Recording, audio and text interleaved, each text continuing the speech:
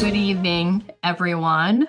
Welcome to the first meeting of the Accessibility Advisory Commission for 2025. And Happy New Year, everybody. Happy New Year. Happy New Year. So I will take a roll. Please say whether you're here. Catherine Dupree. Present. Present. Christy Proctor. Here. Roger Trahan. Here. Paula Torno. Here. Okay, Alexis Henry here. We know that Aaron Phil is not going to be here tonight, and Tracy Sharkey is also not able to attend tonight. So with that, I'm going to pull up our agenda, which is fairly brief for this evening. And let's go through it. Yeah, just so everybody know, I was able to just get here with the with this link, Roger. So that's what I'm going to be trying. And I'll mention that in the last two meetings, looking on GCTV, this is just a matter of Zoom savvy. There were large chunks of the meeting where, when you had this up, it's the only thing the audience could see. They couldn't see us. Correct. In other words, our discussion was going on, our entire discussions going on, and this agenda was still on the screen. Oh, okay. Well, I find it useful to have this for all of us to look at.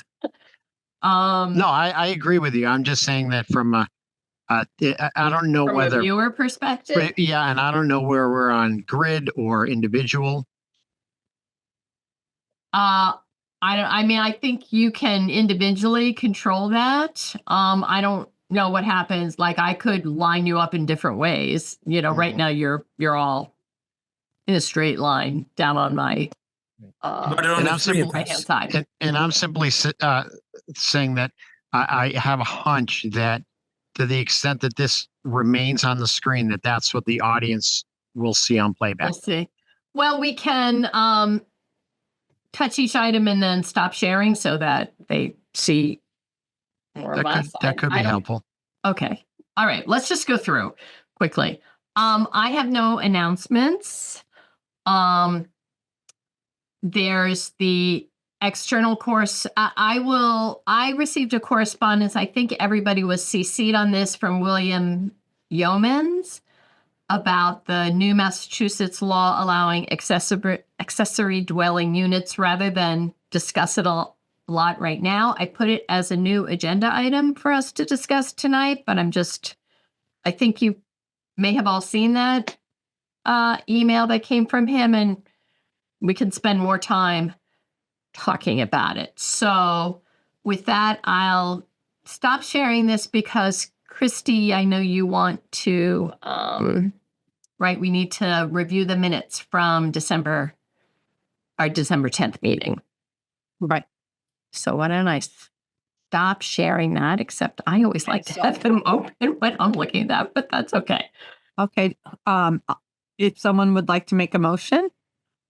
Do we have a motion to accept the minutes from December 10th? I make that motion. Okay. I second. A second. How about any discussion or review of the minutes? I just have a couple of typographicals. I know, and I did find that I misspelled Paul at one point. So you found that too. All right. Yes. Let me pull up the meeting minutes. Okay. And so I've already corrected it because I did review the minutes before we started here. So I'm thinking it was on the adjournment, the motion to adjourn, probably. Okay. Yes, exactly. Yeah. Yep. And then there were two other things I wanted to point out on 4D. Hold on a second. Let me, Christy, hold on a second. Let me. 4D, Millbury. Oh, Broussard. Did I? Yeah, BRA. Yeah. Not BRE. Yeah. And then lastly, and I don't know if this was a carryover from the prior meeting, we adjourned at 7:14 p.m., not 7:48. And I went back to the meeting video and it was just 36 minutes in length. And since we started at like 6:40-ish, Wait a minute. Are you seeing the right screen? We're seeing the Educational Therapy Podcast. We're not seeing the right screen. Which is Yes. actually, by the way, an awesome podcast for those of you who are teachers of special ed people. I've Okay. often wondered how a podcast is created. Oh, For Here we go. example, let's say I wanted to create a podcast. How would I do that? okay. I'm at 4D and I just created Evan's new official last name, Brassard. yeah, What was the other place, Roger? 30, 22. But actually, it was 7:14 p.m. Oh, right, the time. I apologize. or whatever. And so actually, it would have been either if we're to say 7:14 based on a 36-minute long meeting, I had written down that that the meeting was called to order at 6:38 p.m., not 6:40. So I know I'm kind of skipping back, but Well, that- let me it was tell just- you what time.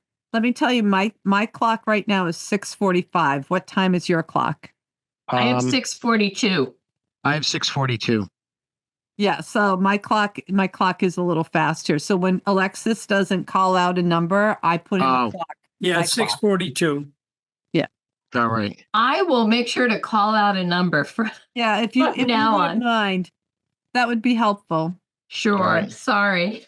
It's okay. So I had 7:14. So 7:48 is like a half hour difference. That may have been a carryover from a prior meeting. But yeah, 7:14, and then that's it. Okay. Okay, let me stop share. Okay. Thank you, Roger. Thank you. You do Okay. awesome So minutes, is that by the way. everything? Can I go back to one thing? So I said the meeting tonight started at 6:39 p.m. Because you called it out. You did say it. So, okay, go ahead. Stop thinking. I will make sure from now on when we start to note the meeting time. It's right here on my computer. But I don't know exactly what time. Did I say 6:39? Yes, you did. Yep. Oh, I okay. watch for it all the time, or listen for it. All right. I'll make sure to do that next time. All right. So having finished this conversation, I think, can we have a vote to accept the minutes from December 10th? I make that motion that we accept the minutes. And I seconded it earlier. Yeah. Yeah. Okay, thank you. All right. So Catherine Dupuy, you were not here last time. Can she vote to accept the minutes? I think I If technically sh- can. Yes. I think she you can. technically can too. Yeah. So I will eye that. Okay. Christy Proctor, I, Roger. yeah. Roger Trahan, Aye. Paula Turno, Aye. and Alexis Henry. Aye. Thank you all very much. All right. I am going to pull up the agenda again. All right. Let's see where we are. Oops, sorry. I'm going to scroll back up because I was scrolling down a little bit to the minutes. Old business. So, Tracy is not with us. I thought has anybody seen whether the grievance procedure is now on the town website? I could take a look, but truthfully, I did not.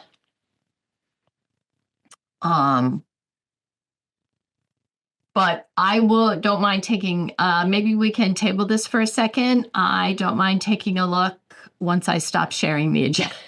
And I can take. Well, I'm looking right now. Can you see it, I'm doing Christine? it in the search engine. No, it's not up. Okay. All right. So we'll table that. Tracy is not able to be here tonight, but she did let me know what her, because she has a class and her schedule, I think, only conflicts. Hold on once. If you I'll hold on one second. I'll take a quick look, because she did respond to me. So she thinks she'll miss just one more meeting. So, oh,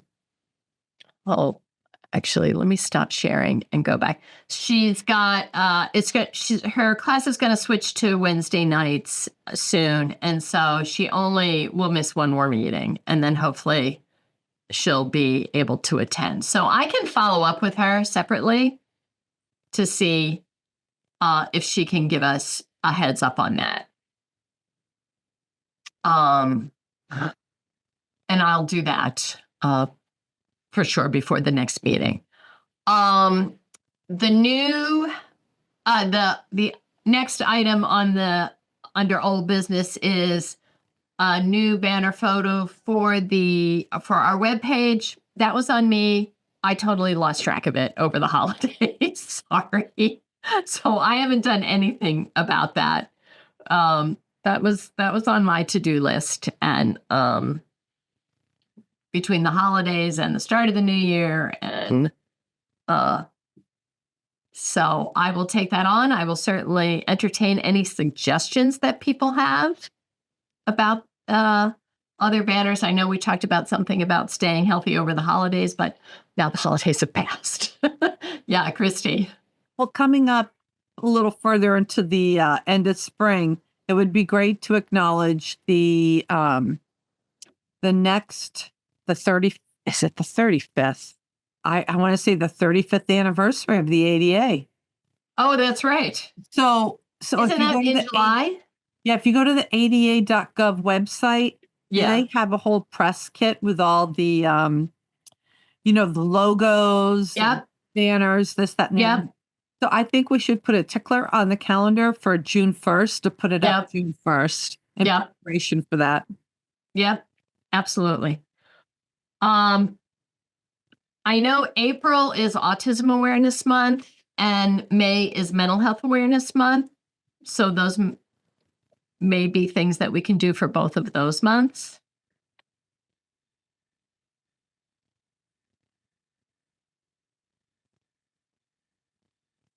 So why don't I can pull some things together, but thanks for noting that, Christy. That definitely. May I ask a question? Sure. Do we have any idea how many people with disabilities are employed by Grafton businesses? No, we do not. Interesting.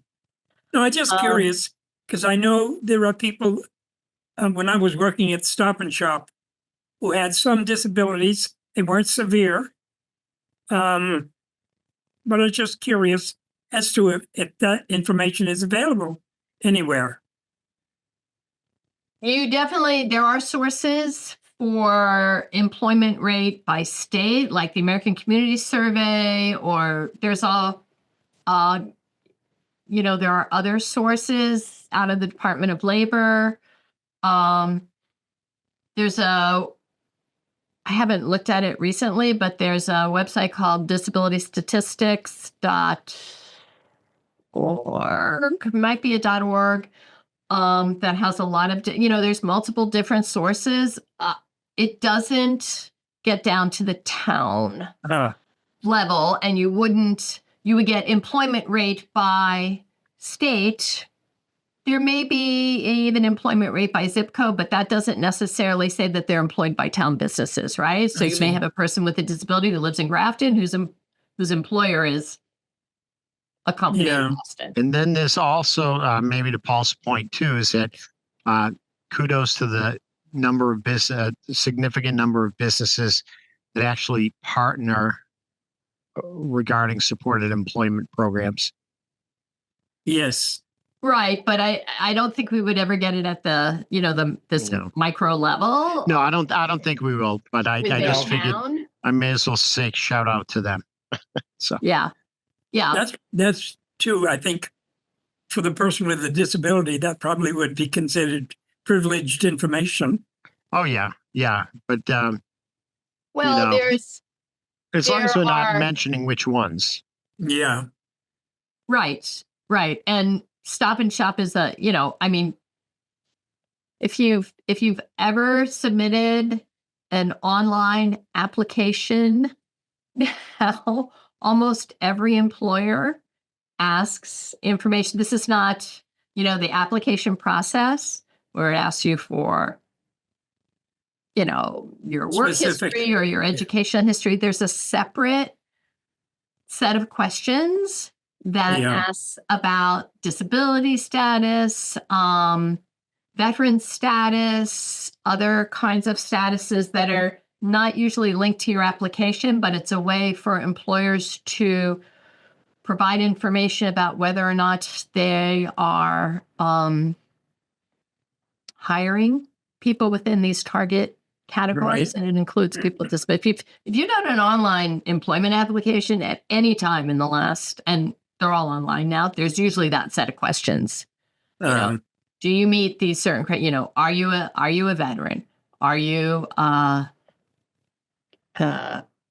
person with a disability? And it doesn't get linked in other ways to your application, but it lets employers know how many applicants they have. Yeah. So there are sources of information about employment rates from various sources, but I'm just concerned because I'm hopefully thinking that there are people with disabilities who are employed in Grafton and are happily so I'm employed. sure there are.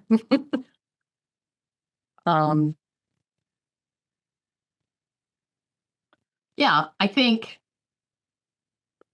what I would be very interested in is whether our town as an employer, what efforts our town is making as an employer to recruit Yeah.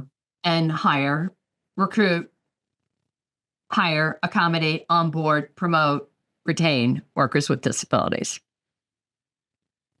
Some of employers, I mean, think of it, Stop and Shop is a large national employer, they don't, Yes. or a regional employer, how many stores are, so it's not, our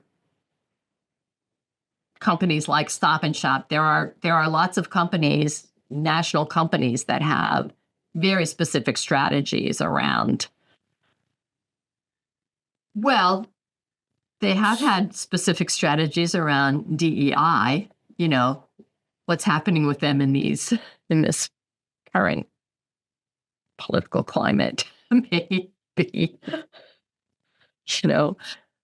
lots of businesses have had DEI initiatives, and they have included disability as part of their diversity and inclusion Yeah. efforts. As they should. I think, though, that unfortunately, folks have gone in a certain direction with DEI that has unfortunately left disability out of the Mhm.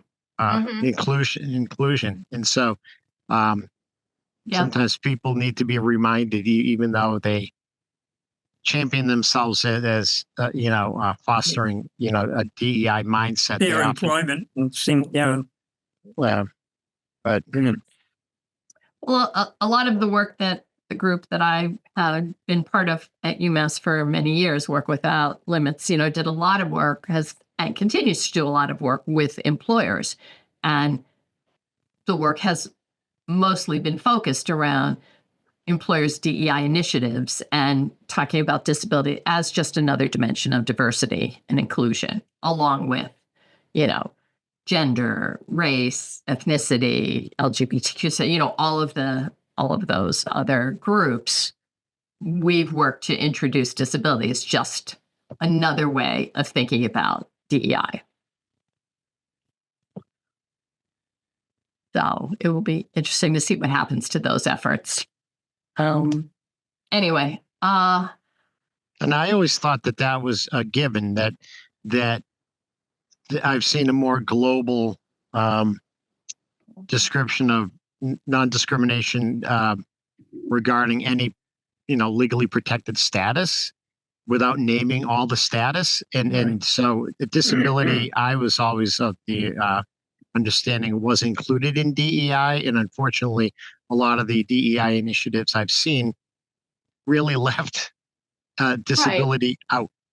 I think So I we have to agree. be really intentional. Here, I'll stop sharing for a minute. I think it's more of I think you're right that while disability may be included in those definitions, unless employers have very specific intentional efforts, Mhm. it will be overlooked. Because I think traditionally we've thought of like race and ethnicity, gender, race, and ethnicity as being the way we would get diversity, like more women, more people of color, whatever, but there's a broader and expanded definition. But unless employers really think about it and are intentional about it, they maybe mostly worry about, liability under the ADA as opposed to it being a positive way of meeting a business need. And, Right.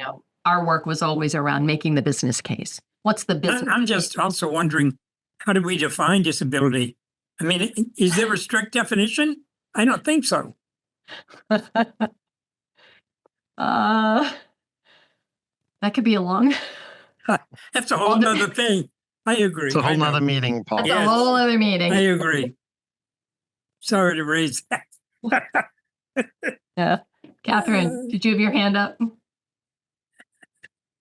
No, I didn't. Yeah. I'm trying to signal to something else. So All right, let me go back to the agenda.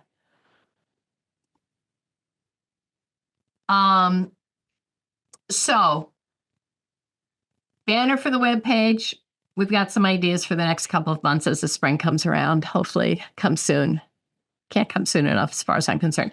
I think we had also tasked Tracy with sort of being our liaison around housing developments and what's going on. I don't have any updated information. I don't know if anybody else does. We had kind of said Tracy would be our point person on this. So And I'm fine with that about not trying to go down a rabbit hole. yeah, I Right, think she'll be without the her. person who really has the information for us. Is there anything else in terms of old business? I didn't have anything else. That was No, I don't think so. okay. So new business. Here, I'll stop sharing for a moment so that we can talk about this. So, are you all aware that there is a new Massachusetts law that was just signed by the governor just at the end of 2024, sorry, to, as I understand it, make more consistent across the state, across communities, the regulations around accessory dwelling units. Does everybody know what an accessory dwelling unit is or an ADU? No. Okay. So an ADU is a dwelling unit, generally fairly small, that in some instances you may, let's first start with like a single family home. You can attach or develop a smaller dwelling unit on your property for to create like converting your garage into an in-law apartment or converting, it's allowing homeowners. Let's start with homeowners, like people who have single family homes, although I think there are regulations around if you're in a multifamily lot. It's fairly complicated, but it allows, it's had a lot of attention in the press lately. I'm venturing into areas that I'm not an expert on, okay? But the idea is to create more housing and to allow homeowners or property owners to create housing on their property by developing these things called accessory dwelling units, right? So you may, if you have enough land, create a small house on your property or attach something to your property or convert your garage into an in-law apartment. So it's the opportunity to create more housing on your property.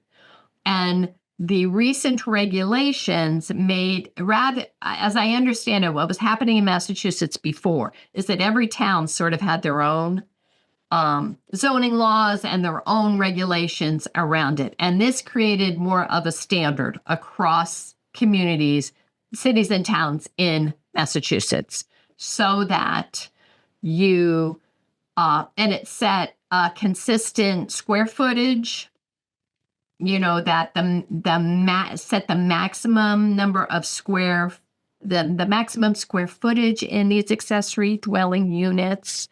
It was up to 900 square feet, but there are some limitations. It has to do with how big your property is, how the square footage of your existing dwelling. So basically, you have an existing dwelling, you have a house, and you can, as a homeowner, develop an accessory dwelling unit up to 900 square feet, as long as it's, I'm not going to remember. It can't exceed, first of all, it can't exceed what you already have, the square footage. Chair, it can't be more than half the square footage. It can't, that's it, sorry. It can't be more than half the square footage of your, 900 square feet. right. So it can't be more than 900 square feet, but it can't exceed 50% of what your existing dwelling is. So if your existing dwelling is smaller than 1,800 square feet, you can't do the 900 square feet. You know what I'm saying? If your existing dwelling is 1,500 square feet, the maximum that you could do would be 750 square feet. Right. Following me? So, but it also changed some things that I think in the past, towns may say, well, it has to be for a relative, or, now you can make you can develop an accessory dwelling unit, that it doesn't have to necessarily be restricted to a family member. Right. And my understanding too is that, correct me if I'm wrong, that because it's housing related, that it can also be used for a rental. Yes, And that, exactly. and then the one unit to be built by right. But if that doesn't restrict the ability of the planning board to approve a special permit application for more than right. That's one, right. one unit. And that's sort of where this whole, this Bill Yeoman raised this issue. So how this came to us, because the concern that he raised was that 900 square feet is for total square footage for the dwelling unit was insufficient for a handicapped accessible or a sort of elder aging in place dwelling unit. So he raised it to us as a concern. Well, why didn't he let the state know when they had the open forums? I mean, He did. State law. He did.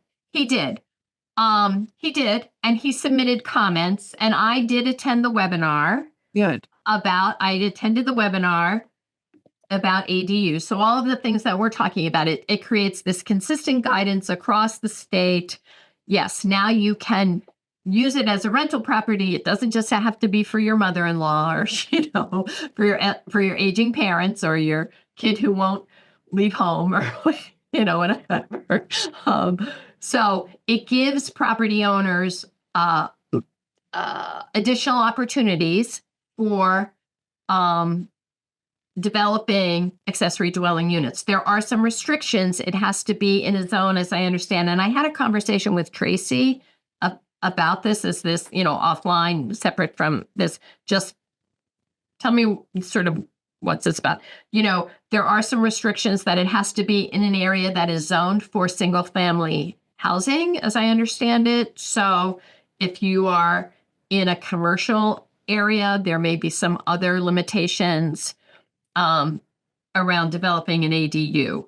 So local, excuse me. Let me just finish my other thought to share with you what I sort of came to understand. I believe that if you want to make a petition for a dwelling unit that is in excess of 900 square feet, there is a special permitting process that every city and town can allow. So as I understand it, if you have a house, if you have a dwelling that sort of meets the, your 1,800 square feet or more, by rights, you can do an ADU at 900 square feet without having to go through a special permitting process. Towns should be allowing you, as long as you, and there may be setback. I mean, there's other things that come into, do you have space on your land, the setback, all the other kinds of things that you're encroaching on your neighbor's property. There's probably all these other things, and I wish Tracy were here because she can speak to it more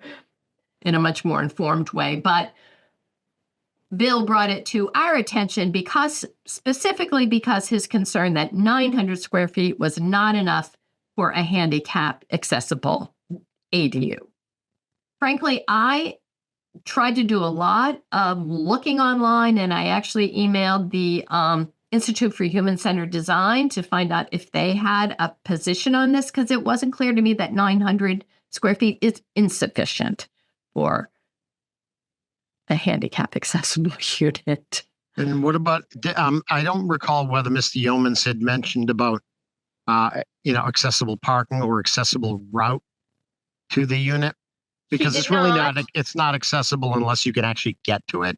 So even Right. if, He even did if, not, and he did submit his own comments. Sure. And the comment period ended January 10th. So I'm not really sure what else. And like I said, I did attend the webinar. I did have a conversation with Tracy. It would be very interesting to see if, not just her perspective, but, does she anticipate this coming to us on an individual basis as people in the town may want to build ADUs? I'm not, Well, yeah, they would. If they want, I mean, the law is saying that it can, but doesn't it have to fit within the zoning rules of the town itself? no, it preempts the zoning, and that's why the planning board is coming up with draft language to modify the zoning bylaw for a town meeting vote. So it's compliant with the this new Okay. preemptive state law. right. But again, I'm sorry that Tracy isn't here because some of the things that were unclear to me is, so let's say you have a house, but if you are adding on to your house an ADU, are there then some restrictions if you are wanting to add on a 900 square foot ADU that brings you within 2 inches of your neighbor's property? I don't know. You know what I'm saying? I don't know how Yeah, that comes in. Roger, I'm looking at you. I'm looking at Yeah, you. no, I I don't know. That's a planning board question, and Exactly. I think and Exactly. ZBA, zoning board of appeals question.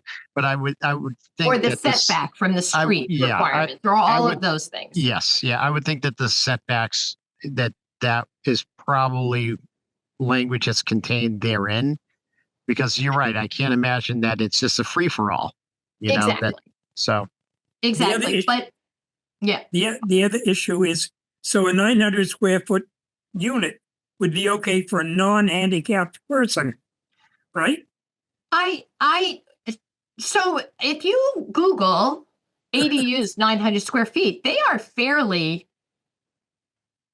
you could fit a 2-bedroom Yes, dwelling in 900 square feet. yes. If you, I spent a couple of hours Googling, doing my own search on, plans for, ADUs that are what does the 900 square feet look like? Not every state even is as generous as the 900 square feet. even And though- again, you have even- to, have your primary dwelling has to be at Right. least the 1,800 square feet to get approval. It's up to 900. So But again, it's with the not- 900 square foot, it would also depend on the kind of disability. Right, but if we're thinking of generally accessible for equipment like wheelchairs and Yes. that kind of thing, I think when I looked what was available, the information is available online, and I did reach out to Institute for Human Centered Design. I did not get a response from them. Whether they had a position on this or even guidelines. They have a whole group of architects, who specialize in accessibility there. It seemed to me, just looking at what you could find online, that you could make an accessible unit in 900 square feet. Yeah. You need wider doorways. Doors. You need more, Turn radiuses, bathrooms. exactly. So what does Bill Yeomans exactly want us to do? Take a position, learn about it, take a position, submit comments, say that 900 square feet is not enough. Is But kind we of what he was asking. We can't take a position unless we know all the parameters. So Right, does that and- mean we have to come up with our own The thing is, design? there is a special permitting, if you otherwise meet the criteria, there is a special permitting process to go beyond 900 square feet. And that's what my conversation with Tracy was about. It's like, well, if you are otherwise meeting, The zoning criteria. requirements and the regulations, and you have a dwelling that's, let's say you have a dwelling that's 2,000 square feet, your primary dwelling is 2,000 square feet or 2,500. If you Yeah. wanted to go above the 900, there is a special permitting process available to exceed that. Huh. But it's probably more complicated, right? To get the town, any town, permission and agreement to go beyond that. Right. But there is a process, and it was clear in the, I attended the webinar, and it was clear in that webinar discussion that there are opportunities for people to pursue a special permitting process for more than 900 square feet. And But I I'm think thinking, if your house is only 1,000 square feet, you're not going to get permission for an ADU for 1,000 square feet. Do you see what I'm saying? That's just never going to happen. So if you have a house that's 2,000 square feet, in theory, you could do 1,000 square feet through a special permitting process. But the town should not be able to tell you can't do your 900 square feet if you've got a 2,000 square foot house, Right. right? Because the math, you meet the criteria, you meet the regulations. So I think that's the issue. I think what Bill wanted us to do is to kind of take a position that 900 square feet was not enough. And but it's not. But it wouldn't be. I think it's a maybe. Maybe it's not. But we've surpassed the comment period, correct? Right. So it would be a moot point at this time, correct? Right. I did not. And this was one of the things also I kind of like, oh God, I just missed the comment period, but as just by myself, I didn't really want to represent the committee. I think it's important for us to be informed about it. I would really like to hear, Roger, you think at town meet there's going to be some. I would think that either in the May town meeting or October town meeting, typically I think we see zoning bylaw changes typically in the fall versus at Mhm. budget season, but that it can happen at any time. That anytime there's something that forces our hand to change a bylaw, either Mhm. general or a zoning bylaw, to be compliant with something that's preemptive like this, that they do their best to make those recommended changes on the quick. Mhm. And in many cases, they may mirror the state language, and then they kind of fit it in, into the existing bylaw. And then what they would do is they would likely, I would think, have a public hearing on it. Right. Do we have any idea whether, does anybody go to the zoning board? Are they discussing this? Well, I think Tracy is also being in her role as the inspector of buildings is also the zoning enforcement officer in town. Right. And so I'm pretty sure she would be totally up on this. I think she is. I mean, when I spoke to her about it, I spoke to her and also Fiona. What's Fiona's? She's a town planner. The town planner. Yeah. Where she was in on the email from Bill. Right. I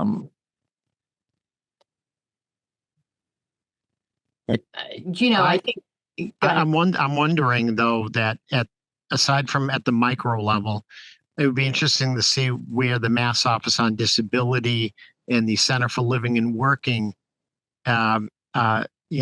stands on this versus us sort of tackling this not only alone, but without knowing what these other organizations like MOD, another state agency, and the Center for Living and Working, our independent living center, whether they've opined or weighed in on this. Yeah, I don't know. I mean, the comments may be available through Executive Office of Housing and Livable Communities, I think is the new Yes. name of it. The comment period ended last Friday. But the comments may be available publicly. I would think they might be, but it's easy enough to reach out to MOD or Center for Living and Working and see if they have a position on this. And it'd be good, we could be informed by it. I'm not sure exactly whether there's anything for us to do about it. I'm happy to entertain people's thoughts about that, but I think it's a good thing that there's this new law and better consistency across towns and clarity about, effort to clarify the regulations and, expand housing, which is, I think, what's really behind this. I think they're opening a can of worms myself. Why is that? There's so much to be discussed. I mean, I look at my apartment and I don't think it's much more than 900 square feet, and it's very comfortable. So I don't know how they would determine, except like what Roger said about turning radius and doors, door openings and so forth being important. If you're in a wheelchair, obviously. So there's a lot for them to discuss and decide. Well, I think it's really the individual homeowner or property owner who wants to build an ADU on their property designed for whatever purpose. Do you know what I'm Right. saying? You could do an ADU that's in 900 square feet. You could do a 1-bedroom. You could do a 2-bedroom. I've True. seen a 2-bedroom, 2-bath in 900 square feet. That might not be fully accessible because, you might not have for wheelchair, which is, you might not have Right. the radius or the doorways, right? But there's a lot of different designs out there for ADUs. If you just Google ADUs design, you'll pop up, there are dozens and dozens of images and, basic plans for ADUs at 900 square feet. There's a ton of stuff out there about it. It's definitely something that's happening. But I think for Grafton, it's going to be the individual property owner you still have to get a permit for an ADU, right? You have to still get a permit for building, Right. right? So that's Yes. them and their design and, the need that they have. So I think, if you are an individual property owner wanting to make an accessible ADU on your property, you'd work with an architect. Hopefully you don't come to us.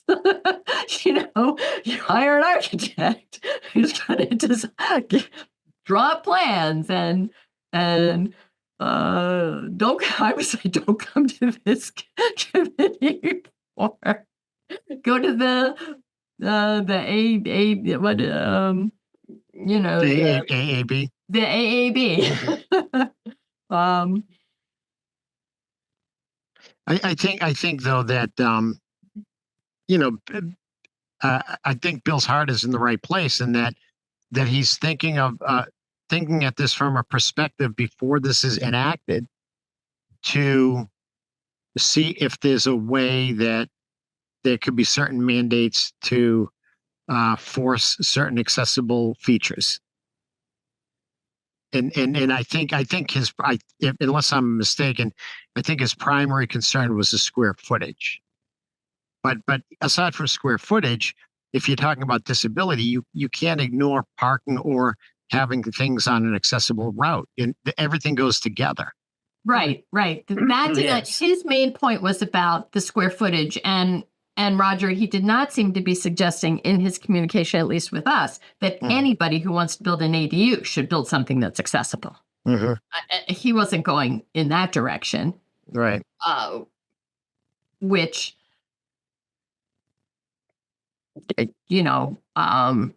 he was going in the direction of 900 square feet is not enough for a handicap accessible ADU, which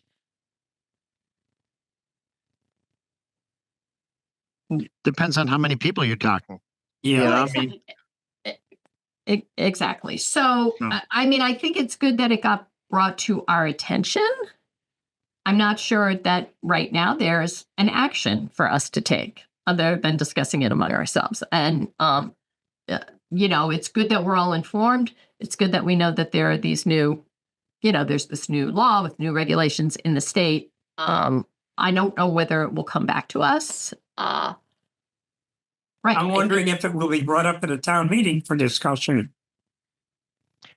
well, no, it will be because it's going to be enshrined in our bylaws. In other words, it won't The exist. ADU piece. The ADU piece. Yeah. The Not AD necessarily the accessible ADU. Right. Right. I think the whole issue of an ADU, it's really an individual property owner pursuit, right? Right.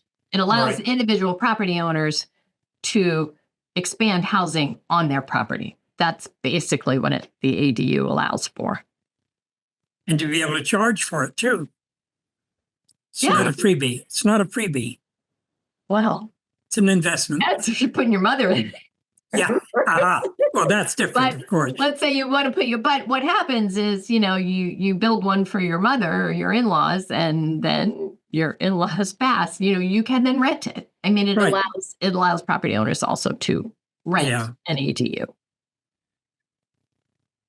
So that's all I can share with you all about this. Check in with MOD or the Center for Living and Working. Yeah, I'm happy to send an email to them to say, don't know if you have thoughts about this or position on it or anything you want to share with us as the Accessibility Commission for the town.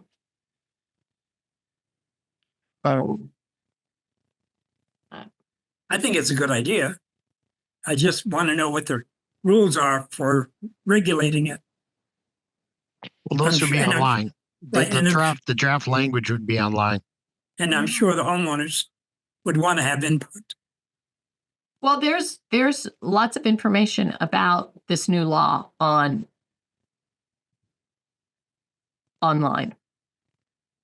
But I can still hear the words, "Oh, well, I didn't know that," ringing in the ear of the world.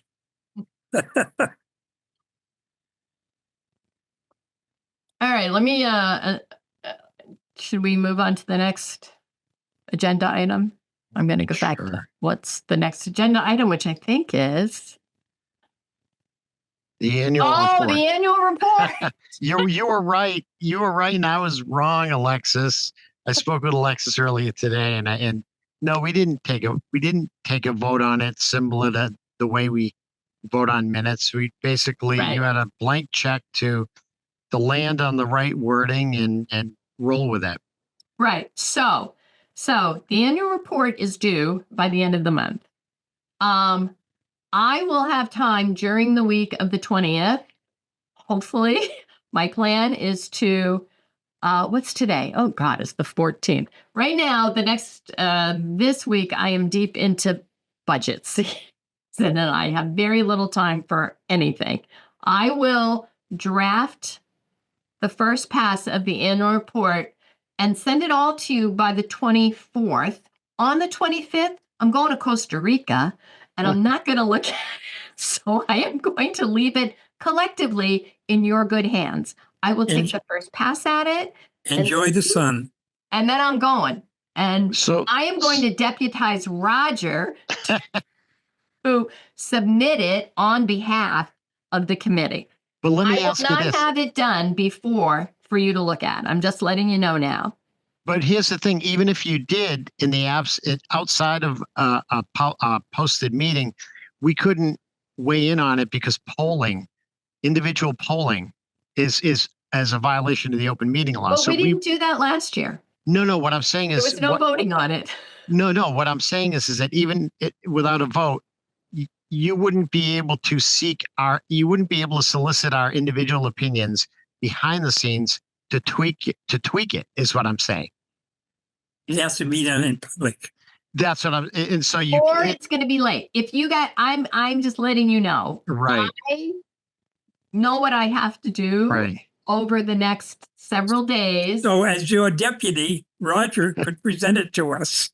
No, I'm but I gonna- couldn't. But I couldn't ask. I wouldn't be able to solicit your opinion to tweak it. Is what I'm saying outside Oh, of yeah. an actual So meeting. can I just send? I'm just letting you know. Yeah, I'm okay personally with you coming up with a draft based on. I know we had talked about a pared down, version compared to like some of the prior years. I know I had gone into significant detail. We had gone into significant detail last year. I trust your judgment. I think some of the high level stuff is, some of our accomplishments in ongoing initiatives, high level. Right. No, I so- know what to put in it, Yeah. Roger. And So so- it's more, I know what to put in it. I have I'll use the same process I did Right. last time with Rob. All we did was we split it. I did 6 months, he did, and then I sent it to Right. him. And what he put together, he edited what I gave him. So the Right. final annual report from 2023 is the version that Rob finalized. I do not recall, and I do not believe he sent it around again for everybody to weigh in on and vote. Right? Right. So, no, we didn't do so that. And it I came know out how great. to put it together. What I'm telling all of you is that I am on vacation on the 25th, and I will do my best. I would prefer that you all have a chance to look at it. I can be in touch with Cindy Ide, Cindy Ide. and say, how about the week? Can we be a little bit late? Because it sounds like people also get their annual reports. I'm just telling you that I might be finishing it on, on the 23rd and the 24th. I just have a lot that I have to do over the next couple of Here's next my week. here's my recommendation. I trust your judgment, and I also appreciate how busy you are, not only work but personally. Sure. And then on the cusp of going away. One of the things is that if I'm okay with you running with this, submitting it, okay, and if there were otherwise some leeway to submitting it late, if we had never submitted it to begin with, there may be some window to actually tweak it at our February meeting, is what I'm saying, and so Yeah. I say roll with it. My big things is simply, welcoming the new people and thanking the other, like Rob and Bob, and then welcome Tracy and Aaron. Those are some of the big things. Yeah. National Night Out, including that. The reorg. Yeah. But yeah, it doesn't need to be an autobiography, It You doesn't know. need to be a novel. a novel. That's what I meant. It doesn't need to be a novel. Yeah. So yeah, I'm just letting you know that's my timing. I'm gonna have, Mhm. a couple hours next week to pull it together. And I'm happy to do it.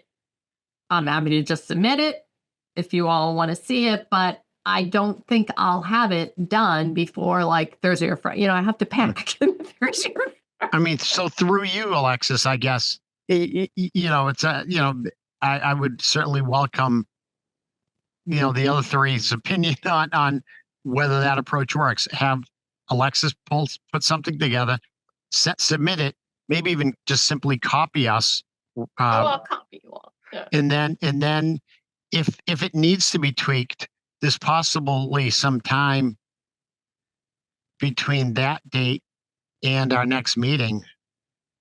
In other words, at our next meeting, we could always say, let's tweak it and then resubmit it. Should I just clarify, Roger, you're sort of thinking of the laws, the rules around public meeting. I mean, if I send you all a document and say, do you have any edits? And you send it back to me, that has to be, No, that's a term called polling. And it's one of the more recent additions to the open meeting law. It's a serial deliberation is what it is. And it's in the form of polling, in that this one's telling me, even if we're not doing it together, that I feed something to you and then someone else feeds something to you. Well, I don't have the ability to rebut maybe that person's feeding something to you. In other words, Right. that you're taking it at the word, everyone's individual opinion, that everyone else would agree on it. And it's just one of those things that it's called polling. It's part of the serial discussion aspect of the mass open meeting law. It's one of the more recent things. And the fact that I did, so last year, just Rob and I did it together, that was okay? that was sort of like, I guess, for lack of a better term, a subcommittee or whatever. And that was okay in that there were two people. In other words, I think that what can't happen is a quorum, a serial discussion of a quorum occur. Okay. And that's why three of us could always be in the same room at the same time bantering about, you know what I mean, about this stuff. But then when you enter a fourth person into this, either at the same time, in the same place, or in a serial fashion, that's when you run afoul. Okay. So, all right. yeah, believe it's you. And the other part of it too is, and I got in trouble with this myself. I self-reported myself to the Ethics Commission as a member, as a chair, actually, the library trustees last year, where you can't even, as a member of a multiple member body, email a quorum. Let's say you to the distribution list of Accessibility Advisory Commission, prefer an opinion on certain matters to a quorum. Even if you're not even soliciting opinions, to say, oh, I think this, and this should happen. Even if no one else weighs in, the fact that you, including yourself, included enough people to constitute a quorum who are on the receiving end of that, including yourself, to put forth an opinion regarding matters that would reasonably come before the commission. And so it's really strict, and that's where we sometimes get in the weeds and need to reread these statutes. Okay. I mean, a lot of this is pretty benign stuff, but it's stuff we need to adhere to. So, Okay. Well, thank you for being on top of these. So can I double check? What will be our final process then? Because I want to just be very clear for the meeting notes that when Alexis finishes her first draft, are we just going to be sent it, and then for the next meeting we'll be prepared with comments and edits?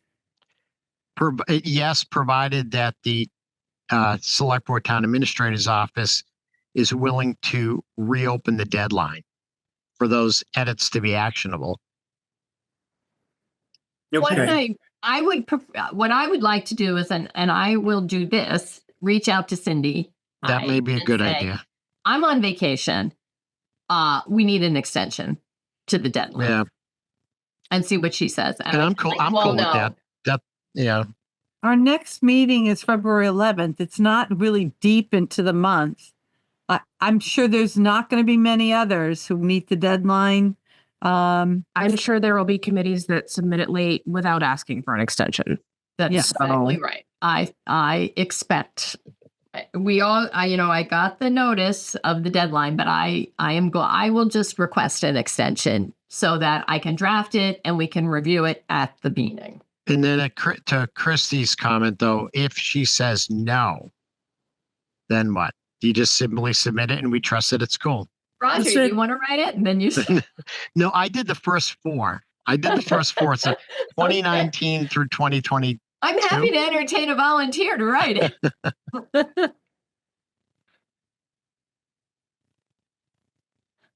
But you did such an awesome job, Alexis. That was it was a team effort with Rob. It was no, you and Rob did a really, really good stand-up job, and again, 16 font. That's how we submitted that part it. I remember. Yeah. All right. Well, I will do that tomorrow and see if we can get an extension. I'll just send you all a little email to say, okay, we're going to get an extension. And then I will draft it before I go and you can all take a look at it. And then we can finalize it and agree on it at the meeting. That would be what I would prefer. I like that idea. Yeah, I think it's good. Okay. All right. Catherine, I still think you have your hand up, but I don't think you're just a fidget. Totally get it. Okay. All right, moving on. That is the last item that I have on our agenda. Are there any other new items? I would just add, if I may, that maybe at the top of the meeting, I overlooked mentioning that just for us to be mindful of and do everything we can. I can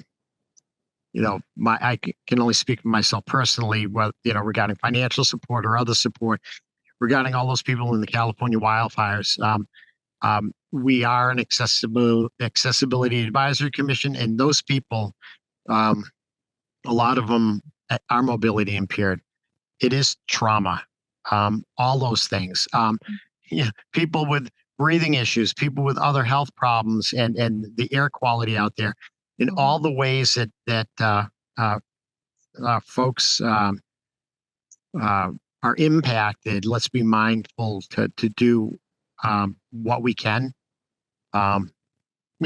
If we're able to help out those folks, sort of in light of what we do here as a commission. No. Yeah, no, thanks for that. It's I agree. horrific. It's just, I cannot imagine having to live through that. Right.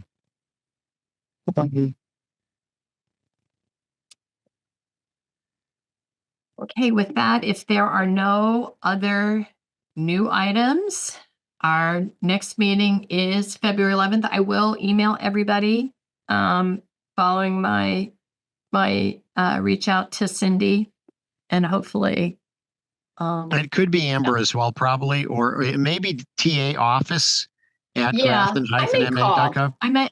Okay. All right. Well, the email about the annual report came from Cindy. Oh, it was Cindy. Okay. It wasn't Yeah, Amber. but Okay, I'll gotcha. reach out to one of them right. and see if that will be acceptable. All right, then will you entertain a motion to adjourn? I will entertain a motion to adjourn. All right, move to adjourn. Second the motion. Okay, thank you, Paul. All in favor? I'm going to start with Catherine. Aye. Christy Proctor. Hi. Roger Trahan. Aye. Paul Letourneau. Aye. Alexis Henry, aye. Okay, I declare this meeting adjourned at 7:39.